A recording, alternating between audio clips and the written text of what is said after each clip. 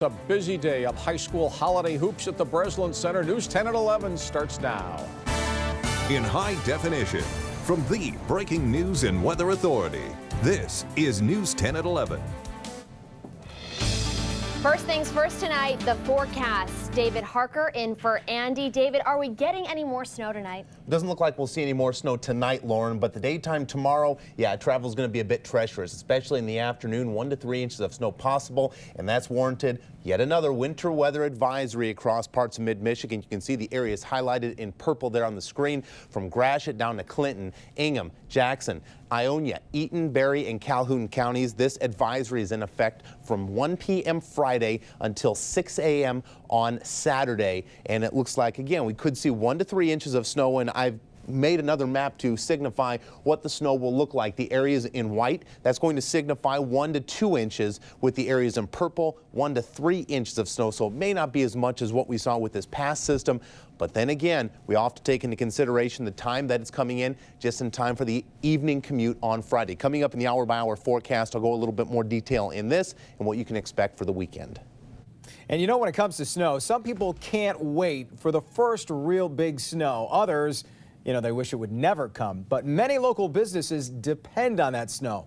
News 10's Shannon Kantner tells us why they're relieved winter is finally here.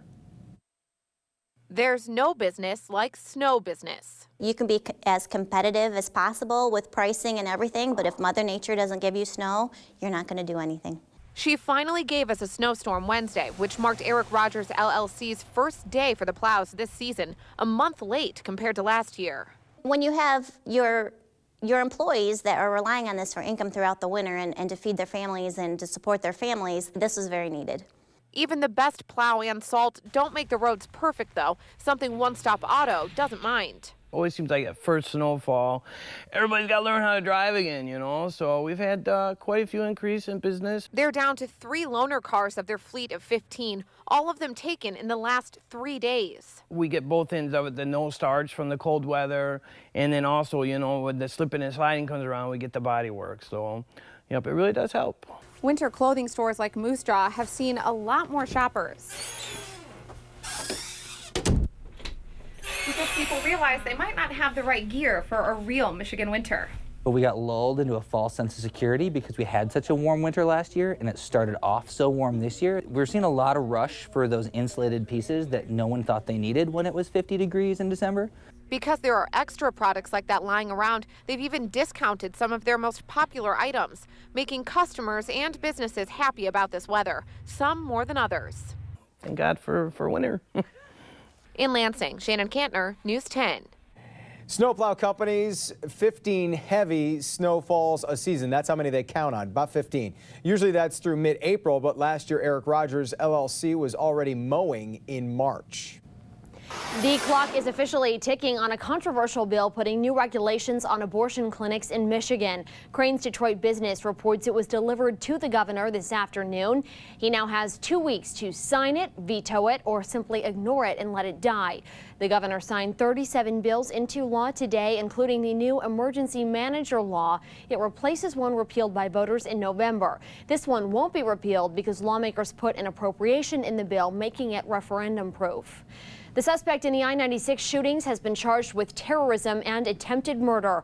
Rowley Castile was arraigned today in Howell. We first reported the terrorism charges were likely when the Attorney General's office took over the case at the request of several county prosecutors. Castile still faces separate charges in Oakland County. He waived his right to a preliminary hearing. Prosecutors are waiting for the results of his mental competency exam. New information on the 3 people believed to have been killed by carbon monoxide on Christmas morning. A Consumers Energy spokesman says the furnace in their home in Flint was leaking the gas because the boiler was plugged with soot. LeTroy Edwards, Selena Carranza, and 11-year-old Hasten Cobbin died. Several other people in the home escaped. Investigators haven't released the official cause of death yet. President Obama will meet with congressional leaders tomorrow to try to find a solution to the fiscal cliff. It'll be the first time the top Democrat and Republican in the House and Senate have met with the president in more than a month. They have 4 days to come up with an agreement to prevent automatic tax increases on New Year's Day. Republicans say they will not be bullied into a bad deal.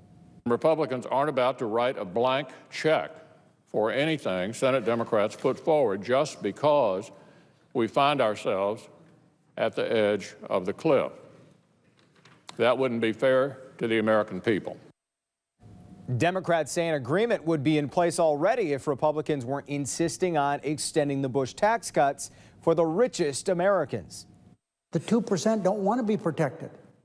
The majority of rich people in our great country are willing to pay more.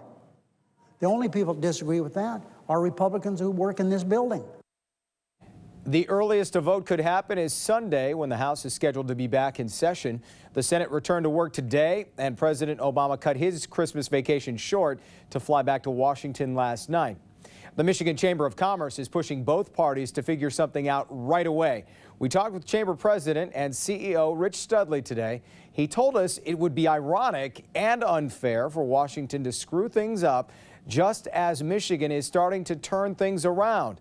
We asked him what his message to Congress is. Do your job, stop blaming each other, no more excuses, and frankly, don't come home without it. Don't come home without a comprehensive agreement to avoid going over the fiscal cliff.